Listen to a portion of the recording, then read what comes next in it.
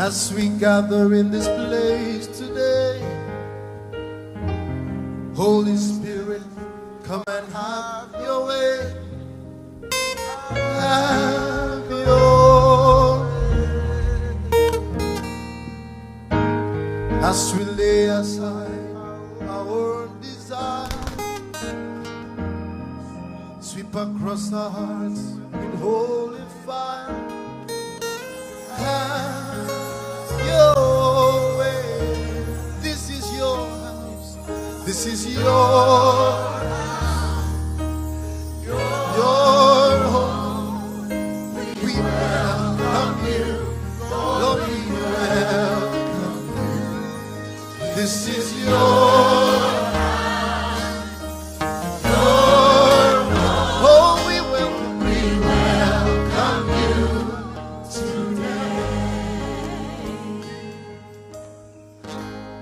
as we offer up our heart. Glory to Jesus. Auki fucking mani baglosa kama ko 18. O right off. Tina si hamba ngolu. Mamoya. Tina si hamba. Mamoya. Tina si hamba.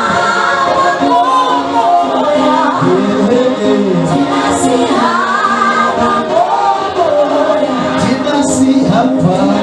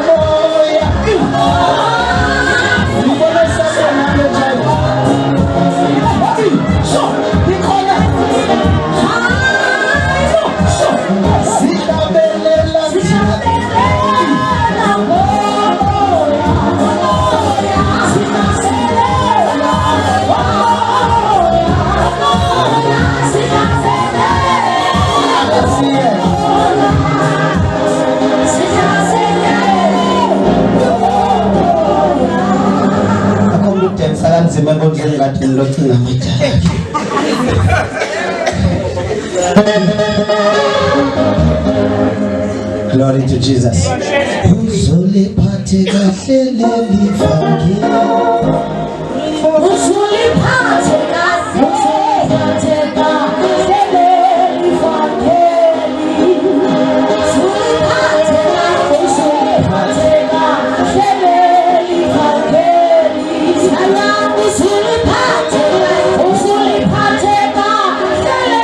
All right.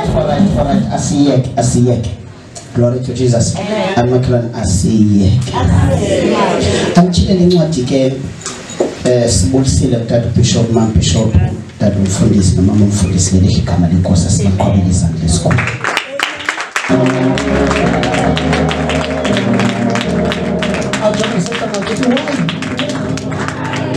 The way you are.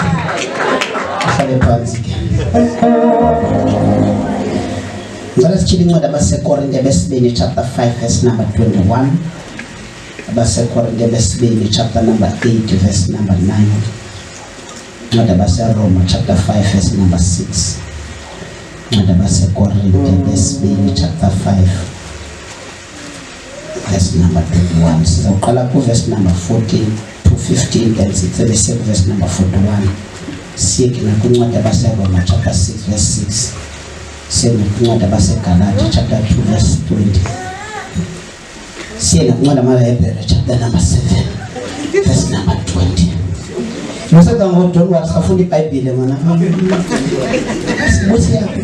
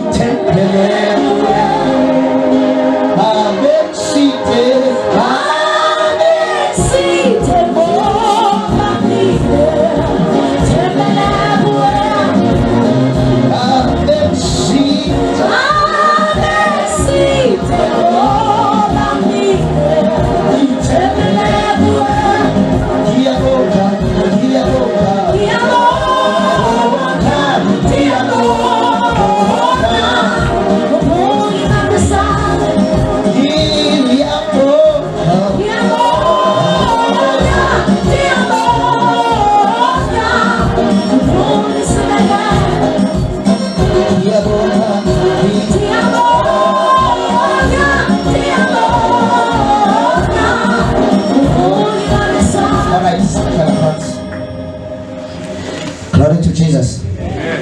Hey, very year can have that. Glory to Jesus. Glory to Jesus.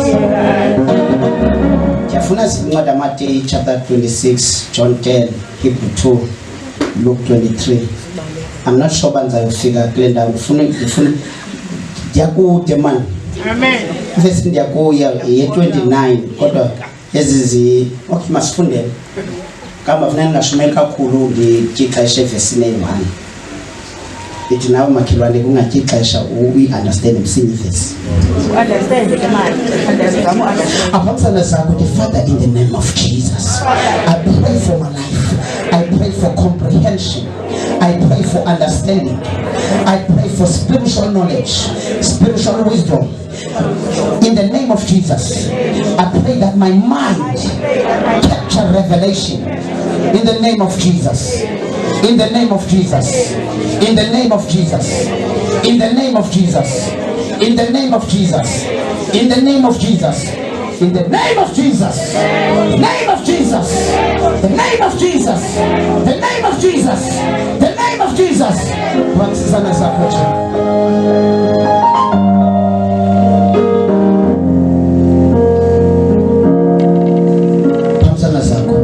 Say Holy Spirit, move without hindrance.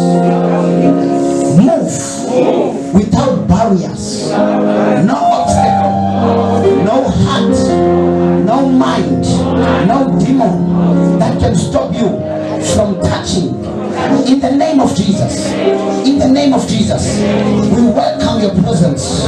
We welcome your person. We welcome your power. In the name of Jesus. We welcome your power. Your power for miracles. Power for healing. Power for elevation. Power for revelation. In the name of Jesus.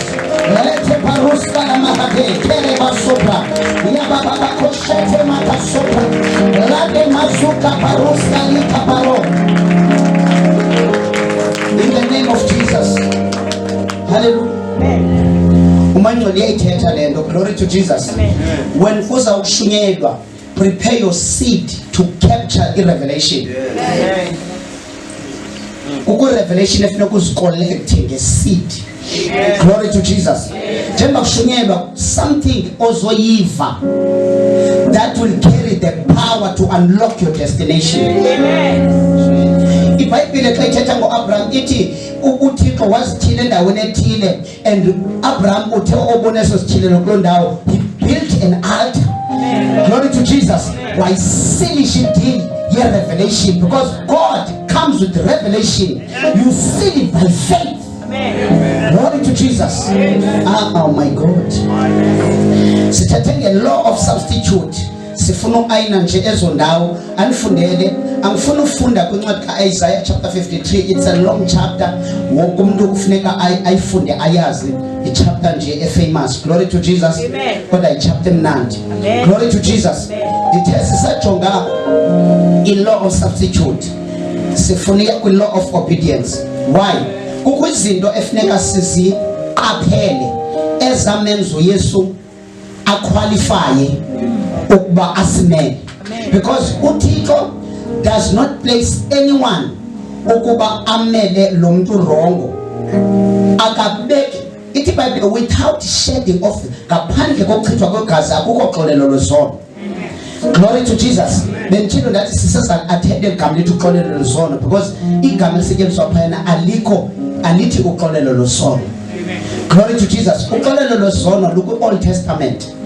Kwi-New Testament there is a removal of sin. Because xa uxolela umuntu isono, you acknowledge first isono, then you record isono, then umxolele i-record yesono ikhona. But when you remove sin plus the penalty of sin plus the record of sin. Glory to Jesus. Manibonge igama lenkosi. So kunezinto uYesu kwakufuneka edlule kuzo ukuze ayipase lento uMoses wayenikwe ishadow yayo ngegusha nebhokhwe. Amen. Right. That's why incwadi yamaHebheru ubona kusenziwe i-comparison kaYesu, igazi likaYesu libhetha kunegwazi lezilwanyana. Yakho. Glory to Jesus. Glory to Jesus. Asihle nayo. Say law of substitute. Law of substitute.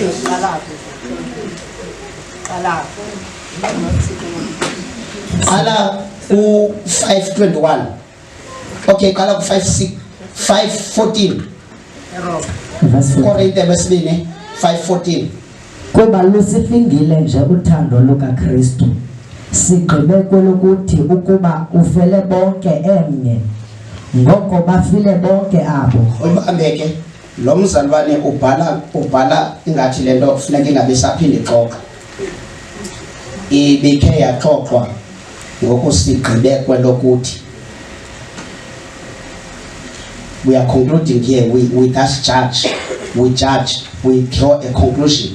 Ukuba ufele bonke emnye. Ukuba if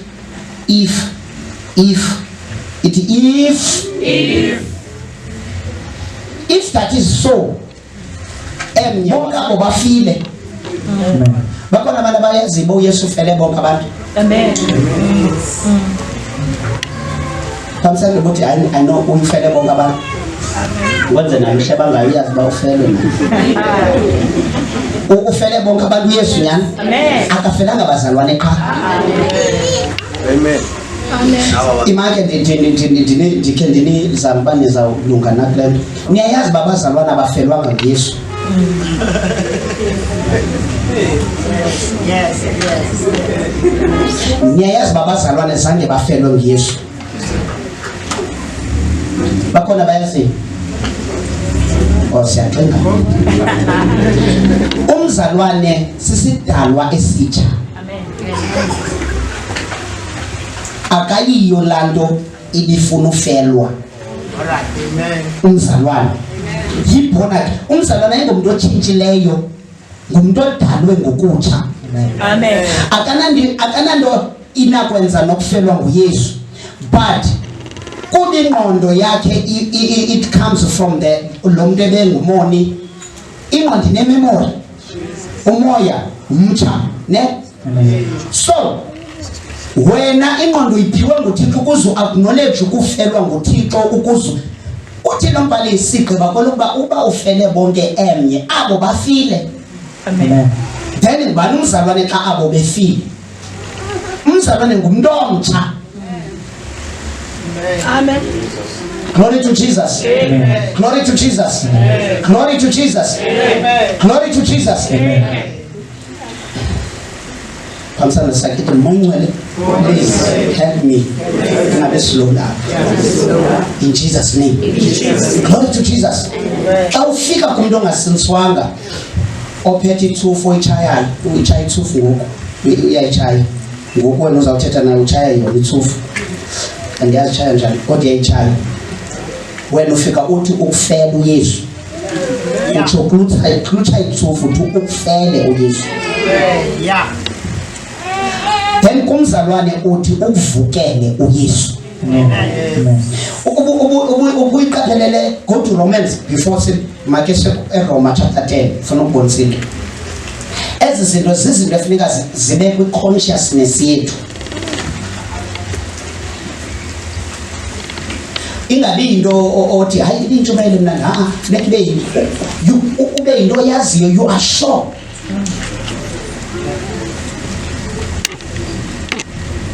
Apha sifuna ukunqanda ndithetha nje level pheleyo sithetha kukho illegal side yegospel. There is a legal side yegospel.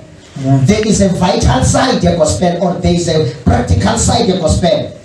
Kufuneka uyazi into oyiyo legally ongekabi yiyo practical. Amen. All right. Nento oyiyo practically ongeyiyo legally. Amen. Legally you are a free man, practical usale kwa mamadimoni. Alright. Na kudingeke ngokuzazi izinto nazo legally siyoziclaima. Amen.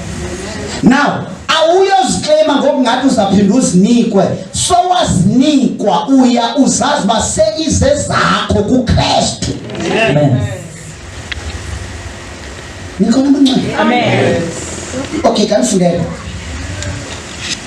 Ncwadi yabaseRoma chapter number 10 verse 1. Verse 9 and 10. Verse 9. Ngokuba xa uthe wamvuma ngomlomo wakho ukuba uyinkosi uYesu, wakholwa ngenhliziyo yakho ukuba uThixo wamvusa kwabafileyo. Niyayiva le ndawo ithi wakholwa ngenhliziyo yakho ukuba uThixo wathini? Now akuthiwa ukholwa ba wafa. Ngesibongo. Listen. Ngithe xa ngifundisa ngebelief, ngathi ibelief ezulwini ibelief ikhawuntwa as icredit. Lento uzoba yiyo unikwa into exactly yona uyikholelele ukuba wena ube yilonto. Cebe kanjani? Le xa kuthiwa khona ubuYesu uvukile. Meaning the minute uyikholelwa lonto inhliziyo yakho ihamba the whole process iyo mevukeni. Amen. If that's how ukholelwa ufile ubuza usukufe ungavuki. Siyavakala? Okay, buye lapha kubase Corinth.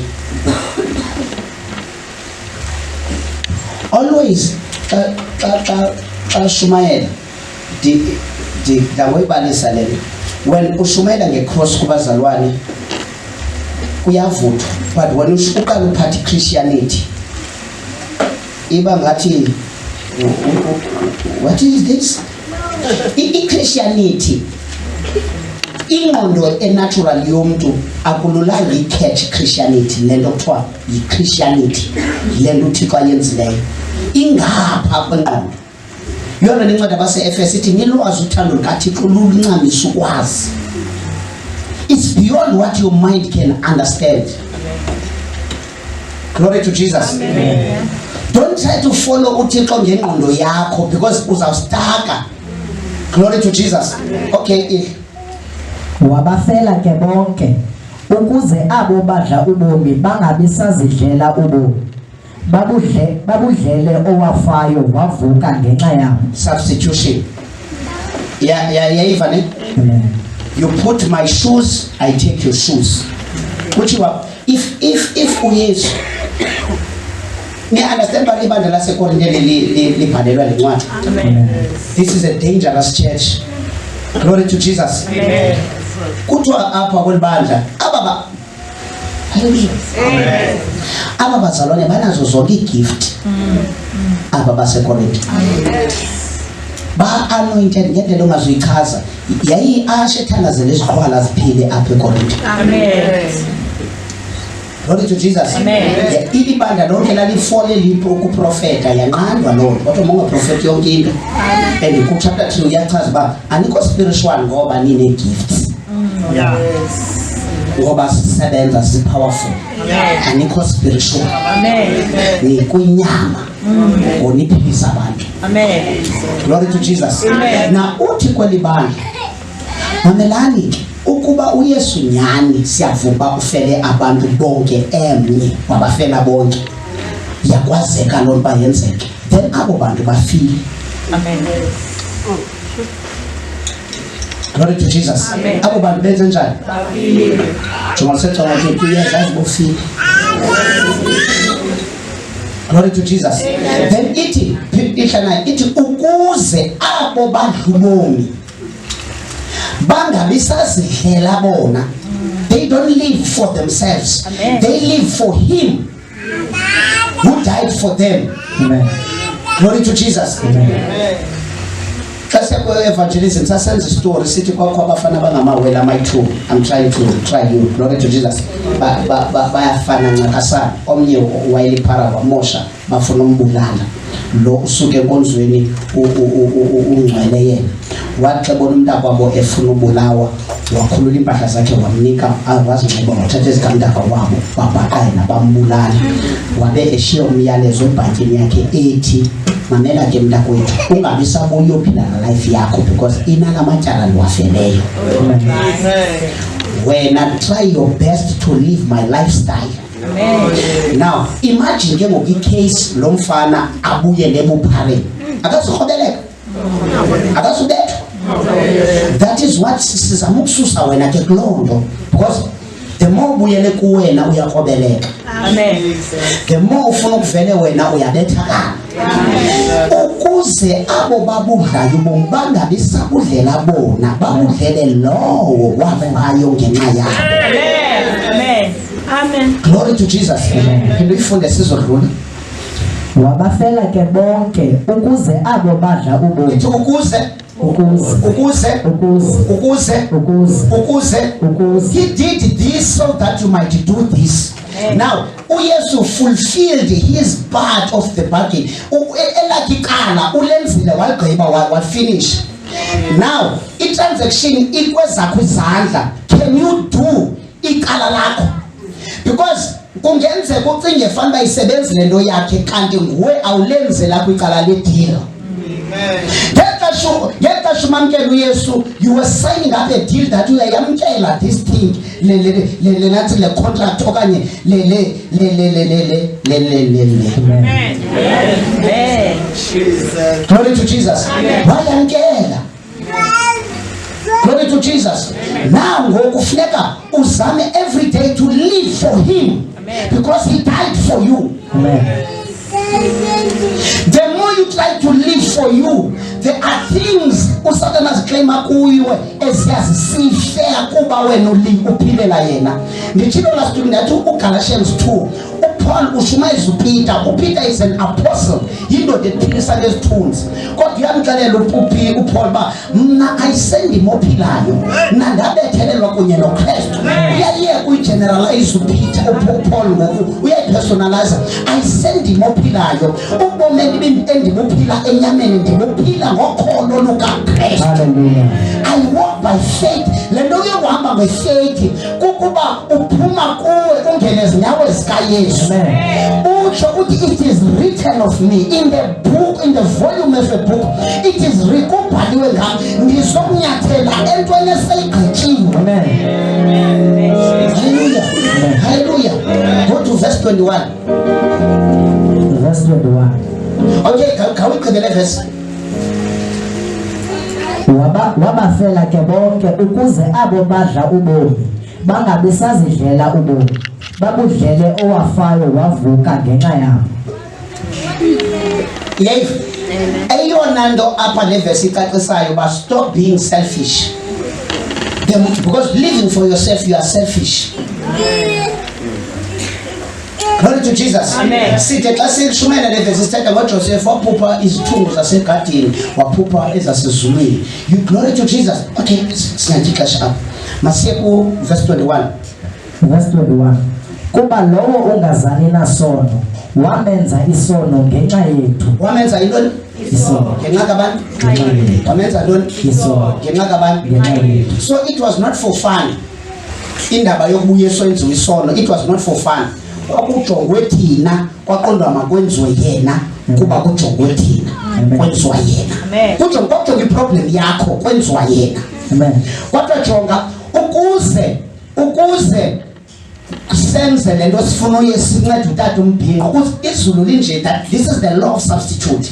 Izulu linje ukuze limncede utata umbhinqo bonke abo bafile. Amen. Bakhona abantu abayaziyo uYesu ufele bonke abantu. Amen. Kamsele ukuthi I know ufele bonke abantu. Wenze nayo hle bangayazi ba ufele ufele bonke abantu uYesu nyani. Amen. Akafelanga bazalwane qha. Amen. Imake ndikhe ndinizama nizawulunga nakule nto. Niyayazi babazalwane abafelwanga nguYesu. Yes. Niyayazi babazalwane zange bafelwe nguYesu.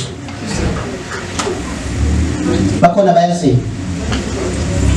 Siyacinga.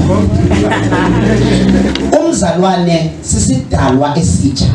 Amen. Akayiyo lanto ibifuna ufelwa. Alright. Amen. Umzalwane yibona umzalwane ayingomuntu otshintshileyo, ngumuntu odalwe ngokutsha. Amen. Akananto inakwenza nokufelwa nguYesu, but kuningqondo yakhe it comes from the lo muntu ebengumoni. Ingqondo inememory, umoya umtsha ne. So wena ingqondo iphiwe nguThixo ukuze acknowledge ukufelwa nguThixo, ukuze uthi lo mbhalisi sigqiba kolokuba uba ufele bonke emnye abo bafile. Amen. Then ngubani umzalwane xa abo befile? Umzalwane ngumuntu omtsha. Amen. Glory to Jesus. Amen. Glory to Jesus. Amen. Glory to Jesus. Amen. Glory to Jesus. Amen. Kamsana sakhe Moyingcwele, please help me. Ngabe slow down. In Jesus name. Glory to Jesus. Xa ufika kumuntu ongasintswanga ophethe ithufu oyichayayo, uyichaya ithufu ngoku, uyayichaya ngoku wena uzawuthetha naye uchaya yona ithufu. Andiyazichaya njani kodwa yayichaya. Wena ufika uthi ukufela uYesu, uthi uklucha ithufu uthi ukufele uYesu. Yeah. Then kumzalwane uthi ukuvukele uYesu. Ubuyiqaphelele go to Romans before make Roma chapter 10 funa ukubonisile. Ezi zinto zizinto efuneka zibe kwi-consciousness yethu. Ingabi into othi hayi ibintshumayelo mnandi, funeka ube yinto oyaziyo, you are sure.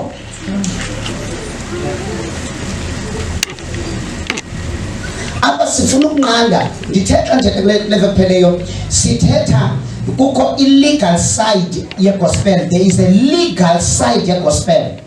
There is a vital side ye-gospel, or there is a practical side ye-gospel. Kufuneka uyazi into oyiyo legally ongekabi yiyo practical. Amen. All right. Nento oyiyo practically ongeyiyo legally. Amen. Legally you are a free man, practical usale kwa mamadimoni. Alright.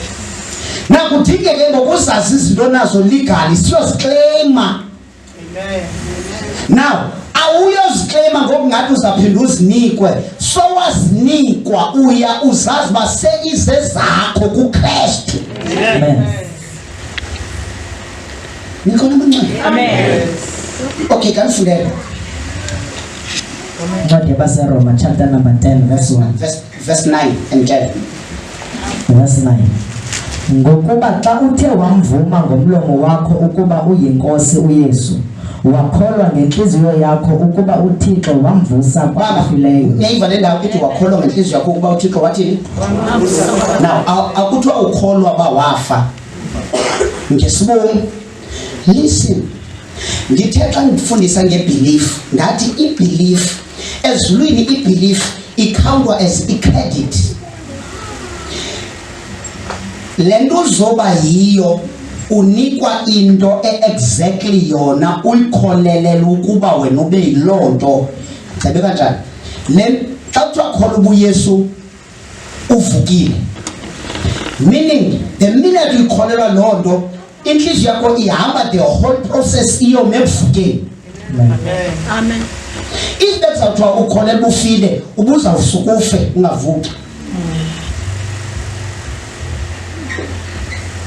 Siyavakala? Okay, buye lapha base Corinth. Always Shumayela dawoyibalisa lento. When ushumayela ngecross kubazalwane kuyavuthwa, but when uqala uphathi Christianity iba ngathi what is this? I-Christianity ingqondo enatural yomuntu akululanga i-catch Christianity lento kuthiwa yi-Christianity lento uThixo ayenzileyo ingapha kwengqondo. Yona nencwadi abase-Efesu ithi nilwazi uthando lukaThixo luluncamisa ukwazi. It's beyond what your mind can understand. Glory to Jesus. Amen.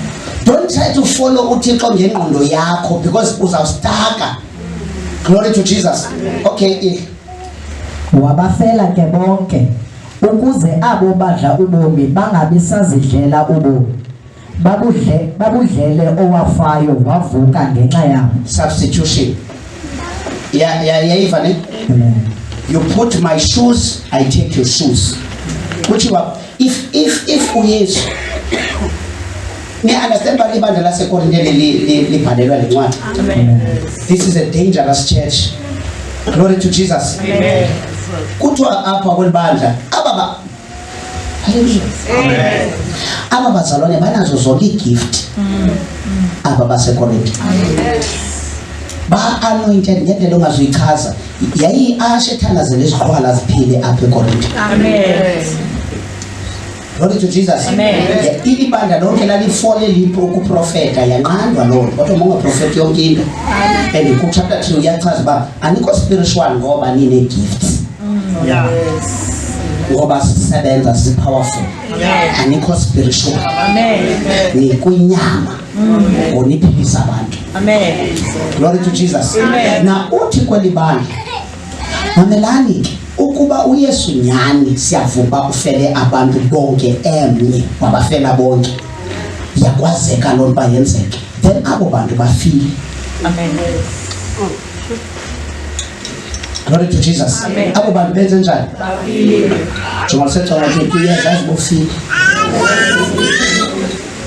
Glory to Jesus. Amen. Then iti ukuze abo badlubomi bangabi sazidlela bona. They don't live for themselves. Amen. They live for him who died for them. Amen. Glory to Jesus. Amen. Evangelism sasenza story sithi kwakho abafana bangamawela my2 I'm trying to try you. Glory to Jesus. Bayafana nqakasana omnye wayeliphara wamosha bafuna umbulala lo usuke enkonzweni ungcwele yena waxebona umntakwabo efuna ubulawa wakhulula impahla zakhe wamnika awazinxiba wathatha izikamdaka wabo babhaqana bambulala wabe eshiya umyalezo ebhankini yakhe ethi mamela ke mntakwethu ungabi sabuya uphila na life yakho because inalamatyala liwafeleyo. Wena try your best to live my lifestyle. Amen. Now imagine ke ngoku icase lo mfana abuye lebuphareni akazirhobeleka akazubethwa. That is what sizama ukususa wena ke kulonto because the more ubuyele kuwena uyarhobeleka. Amen. The more ufuna ukuvele wena uyabethakala. Ukuze abo babudlayo ubomi bangabi sabudlela bona babudlele lowo wafayo ngenxa yakho. Amen. Amen. Glory to Jesus. Phinde uyifunde sizodlula. Wabafela ke bonke ukuze abo badla ubomi. Ithi ukuze he did this so that you might do this. Now uYesu fulfilled his part of the bargain. Elakikala ulenzile waligqiba wafinish. Now i-transaction ikweza kwizandla. Can you do ikala lakho? Because kungenzeka ucinge fanele isebenze lento yakhe kanti nguwe awulenzela kwicala ledeal. Ngeka shumamkela uYesu, you were signing up a deal that uyayamkela this thing le nathi le contract okanye le. Amen. Jesus. Glory to Jesus. Wayamkela. Glory to Jesus. Now ngokufuneka uzame every day to live for him because he died for you. Amen. The more you try to live for you, there are things uSatan aziclaima kuwe eziyazisifea kuba wena uphilela yena. Ngithilo last week ngathi uGalatians 2 Paul ushumayeza uPeter is an apostle. Yindoda ephilisa ngezithunzi. Kodwa uyamxelela uPaul ba mina ayisendi mophilayo. Mina ndabethelelwa kunye noKristu. Uyayeka uyigeneralize uPeter uPaul ngoku uyayipersonalize. Ayisendi mophilayo. Ubomi endibuphila enyameni ndibuphila ngokholo lukaKristu. Hallelujah. I walk by faith. Lento yokuhamba ngefaith kukuba uphuma kuwe ungene ezinyawo zikaYesu. Utsho uthi it is written of me in the book, in the volume of a book, it is kubhaliwe ngam ngizomnyathela entweni eseyigqityiwe. Amen. Hallelujah. Hallelujah. Go to verse 21. Verse 21. Okay, khawuyiqedele verse. Wabafela ke bonke ukuze abo badla ubomi bangabe sazidlela ubomi babudlele owafayo wavuka ngenxa yabo. Yes. Eyona nto apha le verse icacisayo ba stop being selfish. Because living for yourself you are selfish. Glory to Jesus. Amen. Sithe xa sishumela le verse sithetha ngoJoseph waphupha izithungu zasegadini waphupha ezasezulwini. You glory to Jesus. Okay, singathi ixesha apha. Masiye ku verse 21. Verse 21. Kuba lowo ungazani nasono wamenza isono ngenxa yethu. Wamenza intoni? Isono. Ngenxa kabantu? Ngenxa yethu. Wamenza ntoni? Isono. Ngenxa kabantu? Ngenxa yethu. So it was not for fun. Indaba yokuba uYesu enziwe isono, it was not for fun. Kwakujongwe thina kwaqondwa makwenziwe yena kuba kujongwe thina kwenziwa yena. Kujongwa iproblem yakho kwenziwa yena. Amen.